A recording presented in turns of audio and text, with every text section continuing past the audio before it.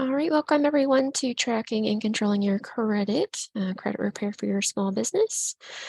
So a little bit about the Small Business Development Center. So we are a nonprofit organization funded through some grants by your tax dollars.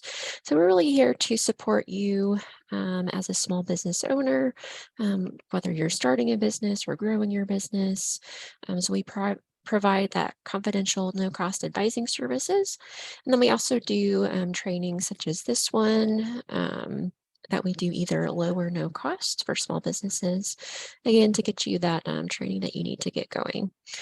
Primary funders are the SBA, and then we're also funded by the state of California. All right, and then here are a couple of our local advisors here in Northern California. Great advisors, lots of different topics, whether it's marketing, funding, HR, QuickBooks, etc.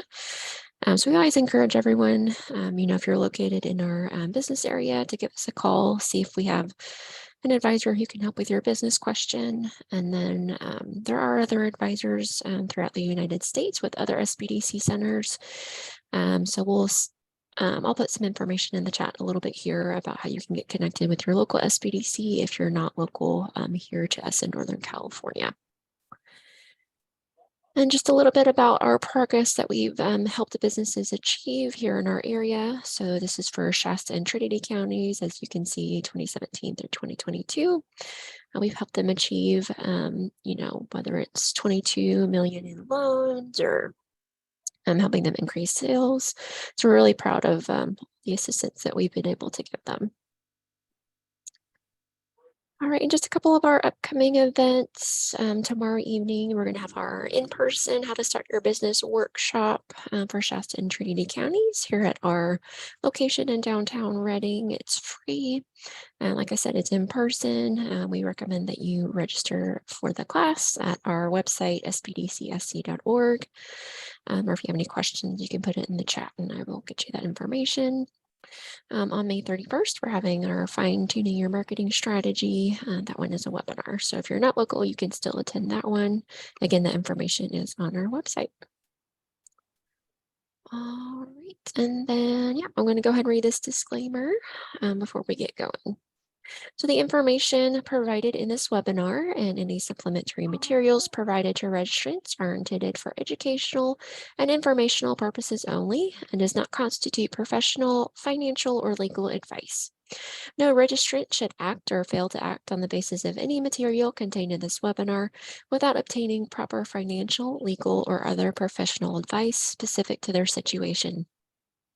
The Northern California Small Business Development Center and its host, the Cal Poly Humboldt Sponsored Programs Foundation, specifically disclaims any liability, loss, or risk, personal or otherwise, which is incurred as a consequence, directly or indirectly, of the use and application of any of the information presented in this webinar. All right, and then from there, I'm going to hand it over to our presenter, Joe Rodola. Thanks, Emily, very much for your help. And a little more update real quickly. We haven't got our slides completely updated lately. We're going to do that shortly. We are actually merging now also with Siskiyou County. So if you're in the northern area of California, we now service at the Shasta-Cascade SBDC, Trinity, Shasta, and Siskiyou. Pretty cool. We gained a lot of square footage of the northern part of California, I'll tell you. So a real neat expansion. As you can see here, I'm about 110 years old, look pretty good for 110. But basically my entire career has been involved in credit-related topics, okay?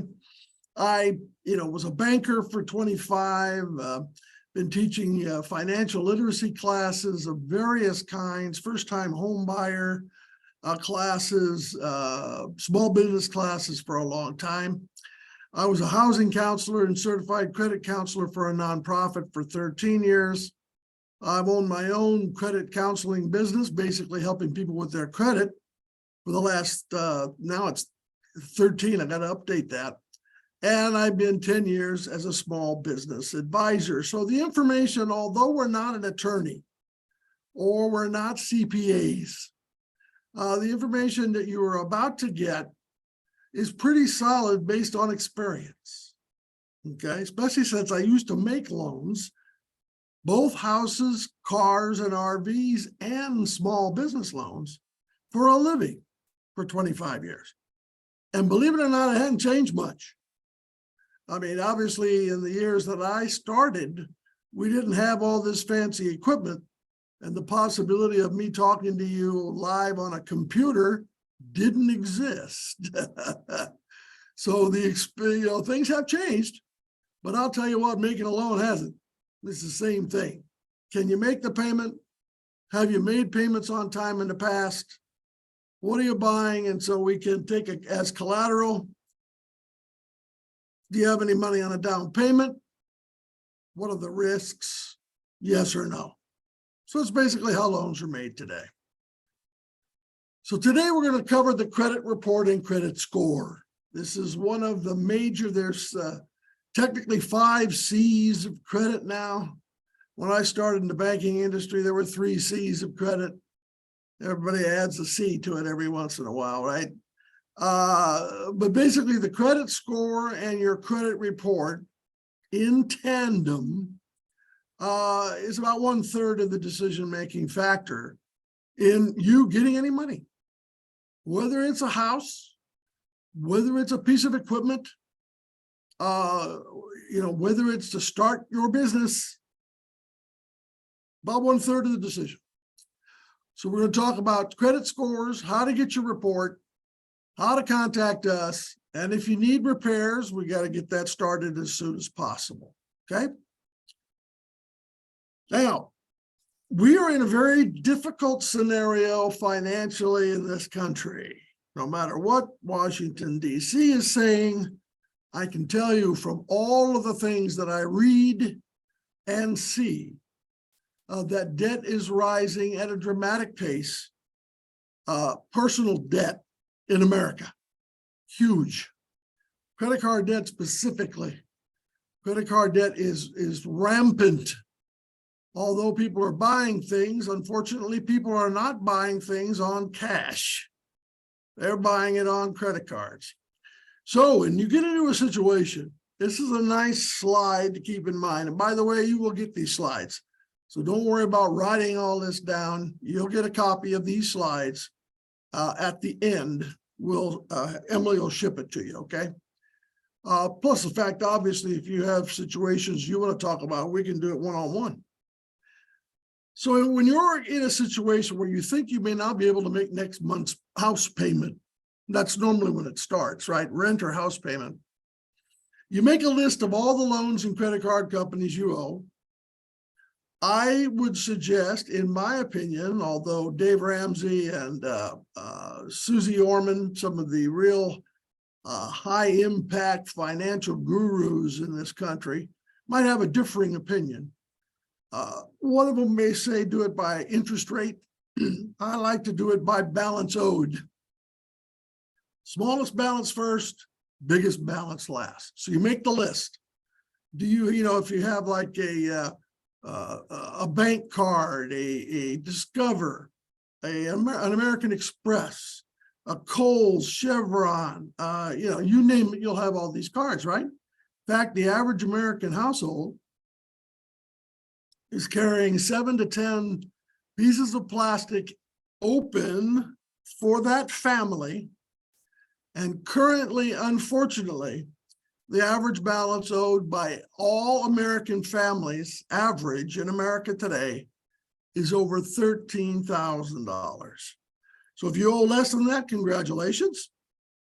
And of course, many people owe more than that. All right. All right. So research your statements for the phone numbers of who to contact. So on that list that you're making of who you owe to, get their contact phone number information. Call and ask for disaster relief or hardship department. All of these companies, whether it's a car company, whether it's a credit card, has a hardship department. They don't advertise it, of course. They don't want everybody calling at the same time, but they all have one. And these people, if you can't make that payment of $150, $200 next month, may be able to, depending on how long you've had that account, work with you to lower that payment for several months, get your feet under you. Okay? Or they may be able to offer skip payments altogether. They're not going to lose any interest. They'll continue to charge you interest. Don't get me wrong. They're not going to do this for free. But I'll tell you what, if your cash flow is tight, hardship departments are hugely helpful. Tell them what your situation is. Don't lie. See what they'll do. Either lower the payment or defer it. In other words, put it on the end of the contract. Figure out what accounts give you the best relief. If you do it in this balance order, if you owe the first card, say $500, don't worry about them. You can make the $25 minimum payment probably to that card. Okay? Keep that guy happy, that card happy, whatever it is. Okay, maybe it's Kohl's. So pay the Kohl's account if it's $500. That's all you owe. But you get down to the Visa card, and the first Visa card you owe $5,000 or above to, those are the ones to call. Because if you're owing $5,000 to $10,000 on a plastic, or you're owing a car payment of $300, $400, $500 a month, you get a good bang for the buck by calling a couple of those if you're tight. That way, all of your accounts will not go into a frozen or delinquent position, but you'll call the ones that'll offer you the best bang for the buck financially. I mean, if you don't have to make a car payment of $400 this month and a credit card payment of $200, you got a $500 increase in cash flow, right? So $600 maybe. So again, how much you owe, contact them first. Okay. They will still charge interest. Obviously, this is a short-term fix. Okay, short-term fix. If you're automatically making payments, make sure that you remove your automatic. Okay, because I know all mine are automatic. I have minimum payment automatics on everything. So, and make sure, of course, to change your budget as your payments either reactivate or change. So that way you can keep control of what's going on. Okay, so let's go now just into the score. Okay, what's the credit score? Credit score has been around for many, many years until computers became the thing. So let's say late 80s, 90s, early 90s, things started to change, right? Late 90s got a little better, obviously. And then the 2000s hit. Credit scoring became a big deal after the computer became available because it was hard to find out what your score was. Okay, we'll talk about what makes up a score in a second, but your credit report and what you do on your payments affects the score. The score is like a snapshot of your position in utilizing credit. Utilizing credit. When I started in 1971 in the banking industry, we pulled credit report, just listed all the people you owed, how much you owed to each. We never pulled score. Score was really kind of a fairly new thing in the early 70s. And without your credit report, can't have a score anyway. So you get the idea. Okay, best way to get your score. A lot of credit card companies will offer you a free credit score check. So if you have like Capital One's a good example. Capital One normally offers you a free credit score through their credit card. Okay. If you're a member of a credit protection company like Legal Shield or one of these other companies that do credit protection, okay, you're paying a monthly fee. Many of them will offer you a free credit score, okay? Or creditkarma.com. So creditkarma.com will give you a score. It's not perfect. So don't get me wrong. It's not the exact score. It's basically a 3-score average, but it's sort of like the Zillow website. If you own a home and you want to check out your value of your house online, you go to Zillow. That's Zillow, by the way. So you go to Zillow and it gives you an approximate value of your house. Well, let me tell you, that's approximate, okay? Do you have an appraisal official? Their house value is not what Zillow says. Credit Karma is not the FICO score, Fair Isaac Credit Organization. It's not the FICO score, but it gives you a representation, okay? We'll go over the numbers of what high and low is in a second, but suffice it to say, Credit Karma can keep you on track. Okay, and it's free, no charge. Okay, so how are scores set? So here it is. This is how the FICO score that I just described is calculated. 30% of the score is based on amounts you owe, and specifically amounts you owe to the credit limit. So the less you owe to a credit limit of a card, better off you are. So if you have a $2,000 card, you owe $19.99. That's a negative. If you have a $2,000 card, you owe $500. That's a positive. See? So it's based on percentage of usage. 10% is how new is the credit. Did you just get something recently? Okay. 15% is how long have you had your longest piece of credit? This 15% is a lot easier to achieve if you're my age, because I've had credit for over 50 years. So I got a long length of time, right? If you're 20, less length of time, right? You haven't had a chance to get a lot of credit. So you get the idea on that one. 10% type of credit used, okay? If you use check cashing facilities, hard money lenders of specific types, that can have a negative effect. And again, the biggest proportion of the percentage is, have you made your payments on time? Okay, so what I like to tell people to keep your score high, owe less than half of your credit limit on your cards at all times, if you can, and make your payments on time. All they want is a minimum payment. If it's $10, pay $10.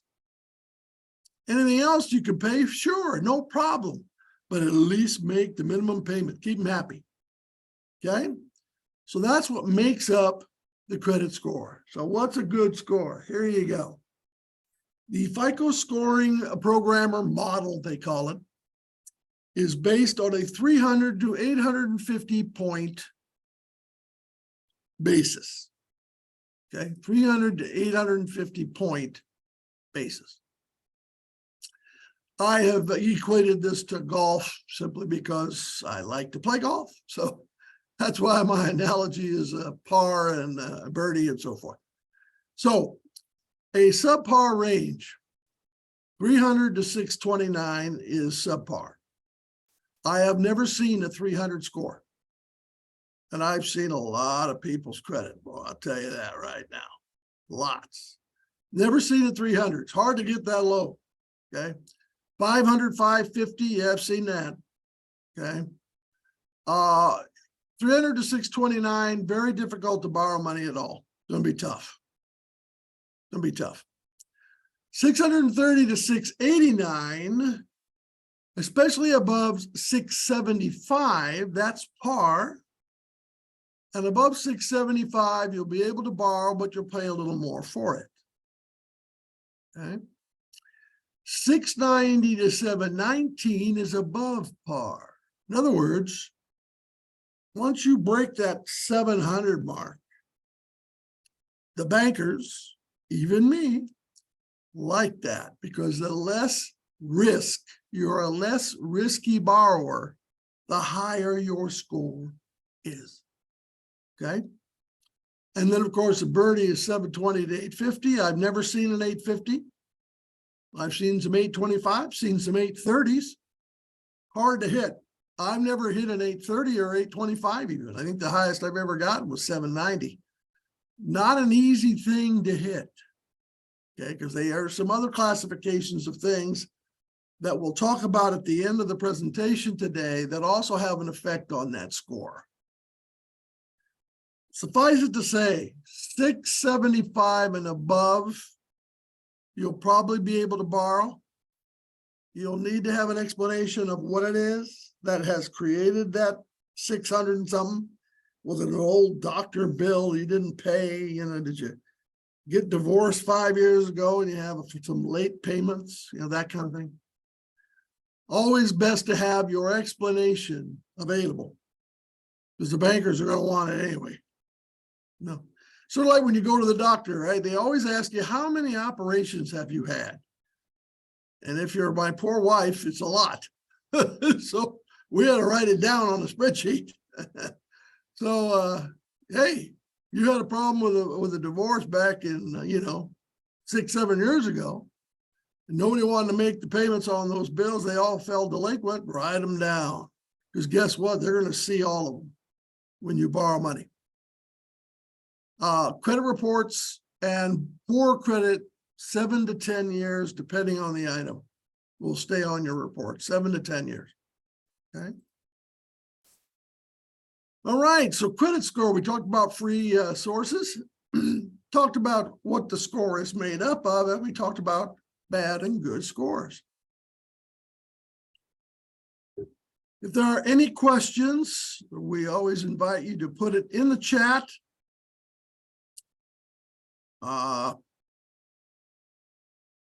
There'll be a lot more information coming your way here shortly, but you can always add a question in the chat box. Okay. I don't see any, so we'll move forward here. All right, so now you know how to get the score, but how do you get the report? When I do credit repair suggestions for people, which is part of my business, not only on my side business personally, but here at SBDC, I can do it for you and your business also through us, is to get your credit report. The credit report lists all the items separately.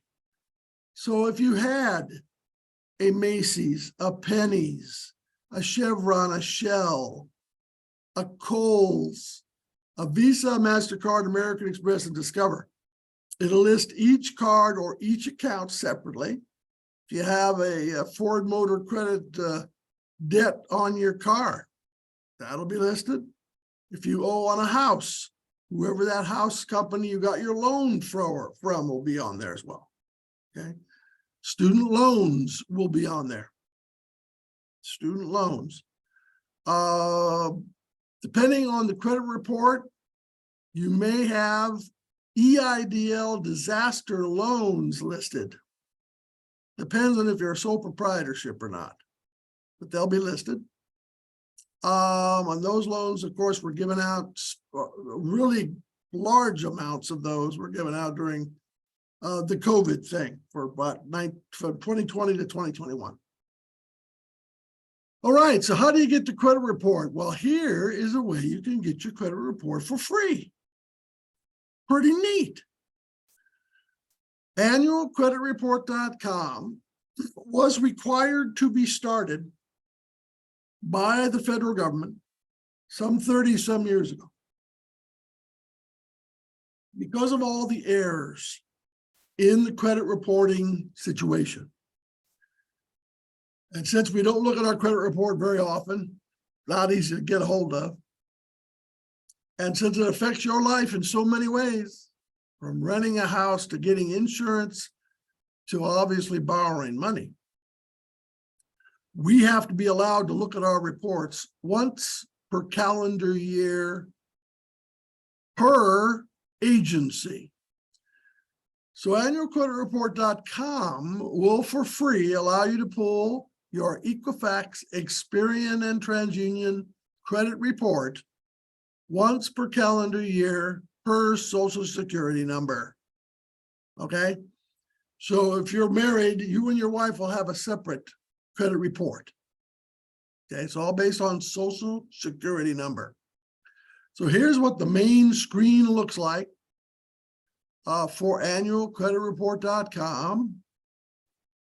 And let's see if my little fancy arrows work. Oh, look at there. So there's request your free credit report. That's the button you push. Okay. There are other things, of course, that you can go through on this page, but to pull the report, there it is, little red stripey, bottom left. Okay, and there's several steps you're going to have to go through. This is an automated system online. Works very easily, though. I've done it every year for several years, many years. So my wife and I check our reports once per calendar year, all three of the agencies. Okay, all three of the agencies. All right, so here we go. Fill out the form. Request your credit reports. There's the next red button to push. You're going to need this information. You're going to need to trust to put it into the machine. I have never had an issue with putting information into this particular website. And so I just do it. So name, date of birth, social security number, your current address and previous address if you have not been there for at least 2 years. Okay. Select which report. I normally ask for the Experian at least. I can do all three, but Experian normally gives you the most information. It was the oldest credit reporting agency. In fact, it wasn't Experian back when I started with the bank in '71, but it was TRW at that time. And Experian bought out TRW as the time went by. So there you go. So TRW, Experian. And then, of course, they're going to have some verifying questions like, do you recognize any of these zip codes where you may have lived? And they'll list 3. Or what is your current mortgage payment? You know, $1,400, $1,500, $1,600 a month, whatever it is, you're going to have to answer that. What they're trying to do is weed out people that may have stolen your social security number and answering these questions that show up on your credit report that probably you would only know. Okay, so there's another protection device that they use. All right, so here you go. It will then pop up your credit report. This happens to be, if you notice the top left corner here, this is your Experian report. Okay. And in this particular case, it'll start listing your potential negative items and listing each account. So in this case, this would be a Citi card, and it'll work its way down. Okay. It'll list individually how much you owe on that card as of the date this is pulled or last reported, how much you owe, the credit limit, were your payments made on time? If not, how many times did you miss and how long? Okay. What the monthly payment is, minimum. So it lists all this information. It's used by the company that's giving you the loan to verify if you wrote on your application that you owed this, and this, they check it against this. Okay. Excuse me. Well, the pollen's still getting me. Anyway. So what do you do with this report once it's pulled up? It'll be several pages long. I've seen credit reports 30 pages. It's not surprising. 30 pages long.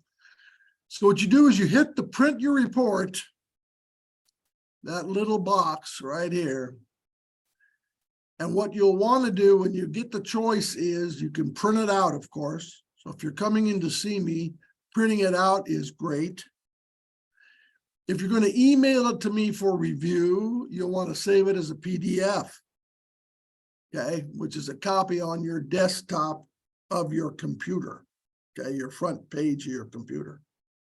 A lot of people will just save it. That way you don't have to use a bunch of ink on your printer. And then you'll send it to me if I'm going to do the review. And I'm going to then give you a written response on how or what to do to fix or increase your score. It's normally pretty easy to identify. If you have a $20 doctor bill you forgot to pay last year, boom, there's one. If you missed payments 30, 60, 90 days because you were getting a divorce 5 years ago, not much you can do. That's history and it happened, okay? The longer from the event of occurrence, the better the score will be. I like to use the analogy of breaking your arm. You break your arm, put it in a cast, whether you break it in one piece or 50 places, it's broken, right? And then you're going to rehab, you're going to get it better. It's going to get better and better and better and better. It's going to take months or sometimes years. Same thing with a score on a divorce or a medical issue. Say you're out on disability, you couldn't make payments because you didn't make as much because you were on disability. It's a good explanation, but your credit report and score could have dipped 5 years ago. Late pays. All you do is explain it. That's all you can do. And the further from the event, the less impact on the score. Same with the bankruptcy. Further away from the event, the less of the score issue. Okay. And there again is all your personal information again. It'll have address, names, phone numbers, where you've worked the last 10 years. Okay. How many accounts you're currently carrying. Public records would be things like you were sued and lost. You have unpaid parking tickets. You are behind on your child support. You haven't paid your student loans on time. Those will all be public record.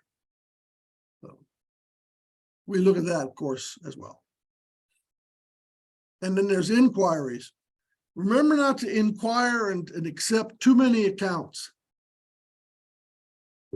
That can have a negative effect on your score.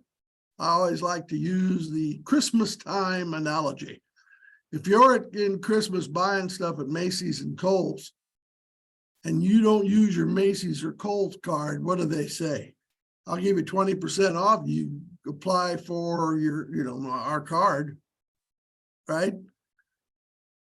Sometimes it's not easy, but try not to get sucked in, okay? Because if you get 5 yeses in a month, your credit score will be damaged. People go, well, why? Because it looks like to the outside lender, if you say yes to 5 cards in a month, maybe you're in trouble. Maybe you got to get all this plastic and you got to get it now. See? So it's not always good to take advantage of these special deals, especially if you're just going to do it for like Christmas, as a reason. All right. So cool. We got annualcreditreport.com to pull the report. You can get 1 or 3 once per calendar year. Save them to your desktop as a PDF or print it. Any questions come out at this point?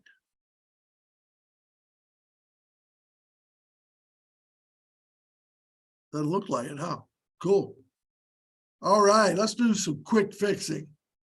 What impacts your score? Of course, length of time you had credit, how you use them. In other words, the available balance to limit.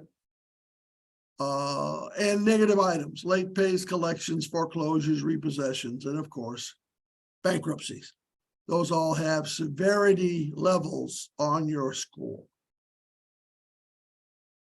So here's the easy fix. It's an old doctor bill. We talked about that. Say you owe $20 from last year, forgot to make the payment.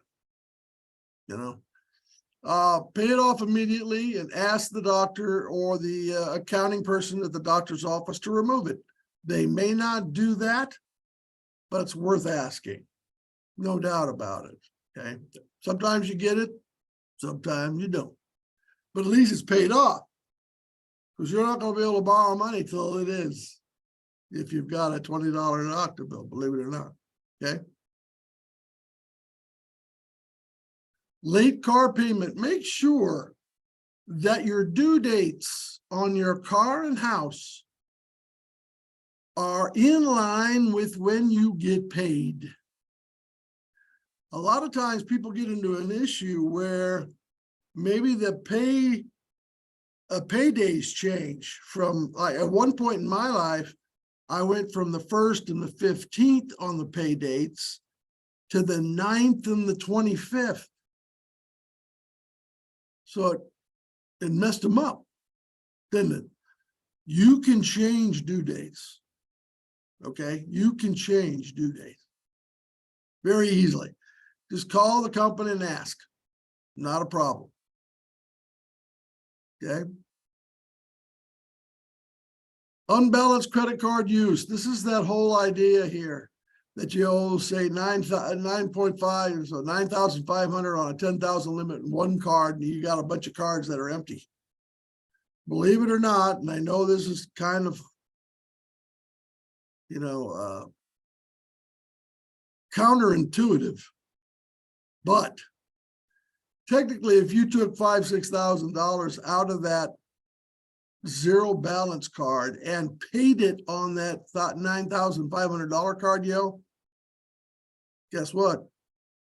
Your utilization drops on that 9.5. Your score will go up.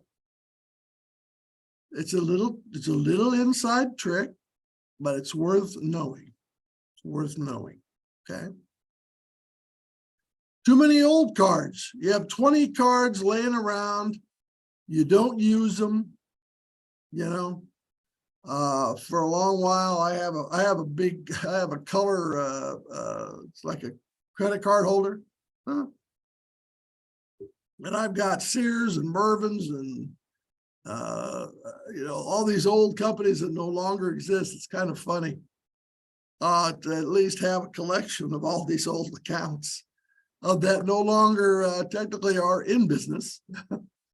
Or change names. BP Oil. There's, some of those companies changed names several times. I had Montgomery Ward's card. Well, they've been gone a long time, but it's kind of interesting to see. You can close out accounts if you don't need them. You need to keep 4 active pieces of credit to have the best chance at a good, solid score. The oldest accounts and or the easiest to keep are like house loans, car loans, boats, RVs, that kind of thing, and a couple credit cards. So, but if you have like 10 credit cards, you're not going to use them. Probably behoove you to close some of those. I would close the store use only cards first. So if you had a Kohl's account, a Sears account, a Macy's account, and it's not a Visa or a MasterCard, those are the ones to close. It'll show on your report that you closed them. That's great. Shouldn't have a negative effect. When the store closes, it can have a negative effect. Okay. Check for errors. Okay, incorrect addresses. Something pops up there that isn't yours. I had a situation with a Macy's account that happened to us, but about, I'd say, close to 10 years ago now. And January, we pulled our Experian report for my wife, and a Macy's account popped into the to the account, and I said, gee, did you get caught with the 20% down thing at Macy's? She goes, no, I didn't do that. So I said, well, that's a problem because now there's a $500 Macy's card on your social security number. So we called Macy's first and said, here it is. Here's the deal. What do you got? And then they said, well, are you in the Fresno area? I said, nope, we're up here in Redding. Okay, do you know a Bob Jones or whatever it was? I said, nope, we don't. What had happened is in the Fresno Macy's, this Bob Jones went in and applied for a card, and somehow or another, a transposition on the social security number occurred to my wife's, happened to match my wife's social security number. She had good credit, so it ended up being approved for Bob under her social. So they fixed it, proved that they fixed it, so forth and so on. Even, you don't want to leave those on there, because if somebody has has an account, even if it's not yours, it could post negatively on your credit report. Kind of wild. Child support, these are the harder ones to fix. IRS back liens, child support, and student loan, government-backed student loan. Those are the toughest ones. You just got to call them and make arrangements, well, I'll tell you, because IRS and government-backed student loans, you can't even bankrupt out of those. They're going to follow you to the grave, as they say. Okay, child support also, even alimony. So make sure you're making at least the minimum payments on all of these if you can, because it creates a havoc to the score and your credit. And a lot of this you can't get out of through bankruptcy. Okay, so we talked about identifying quick fixes, balancing the credit card usage, fixing errors, and set up payment plans. By the way, a little information on the IRS. If you owe back taxes, the IRS, readily and easy to deal with if you can reach them. Reaching them sometimes is hard, but payment plans, they'll set up a payment plan. Last one I did, I think, was 6% payment plan. So you end up making, if you couldn't make the $2,000 payment, maybe you make a payment of $250 a month. They take it out automatically till it's paid back, 6% interest. Hey, at least you're not showing delinquent on your taxes, right? That can work. That can work. And the IRS is very willing to work with you. Very willing. Do it all the time. Okay, any final questions of any kind from anywhere? We're just about ready to wrap this baby up. Okay, I'm good. So by the end of the course, we were, of course, trying to help you obtain and understand your score, obtain a credit report, connect with an advisor, and start repairing your credit. So how do you go about that? And Emily just posted on the chat our survey. Please let me know, let us know how you liked the webinar and the information received. We again can help you as small business owner with going through this individually. Zero charge. What a deal. So don't forget that. Okay. So connect with us at SBDC. SBDCSC.org is our Shasta-Cascade website. Okay. Sign up for one-on-one advising. Again, it's no cost to you. We can help you get your business started. We can help you with the credit reports and credit repair, find money, start your QuickBooks, whatever. And this, of course, is our final contact page. We are on LinkedIn. We are on Facebook, Twitter, and we have a fabulous YouTube channel. That is where this particular class will end up on our YouTube channel. You'll see me on there several times teaching how to start a business. This one and some financial statement classes that I've taught in the past. You'll see my bald head on there and a bunch of our other advisors doing the same thing. So, and those are all free. How about that? And again, the survey is there. Oh, and Emily put our contact information. Also, if you are from outside our serving area, in other words, outside Shasta, Trinity, and Siskiyou County, that's an SBDC to help you everywhere in the United States. So there's a bunch of us that do this for you. So please check us out at americasbdc.org. And you can sign up for our local SBDC to talk to. I actually also work for the Lake County EDC, and I also work for the Mendocino County West Business Center. So I kind of roll around, do some stuff. And of course, you will get a copy of this presentation. You're absolutely right. So you will get one, Bernard, no problem. All righty. Any final thoughts, Emily, Beth? No, I think you covered it all. I just want to thank everyone for attending today, and thank you, Joe, for presenting. My pleasure. Like I say, we hope to see you soon at one of our one-on-ones or our live classes, which we have one tomorrow night on how to start a business right here in our downtown Reading office. Have a great day, everybody.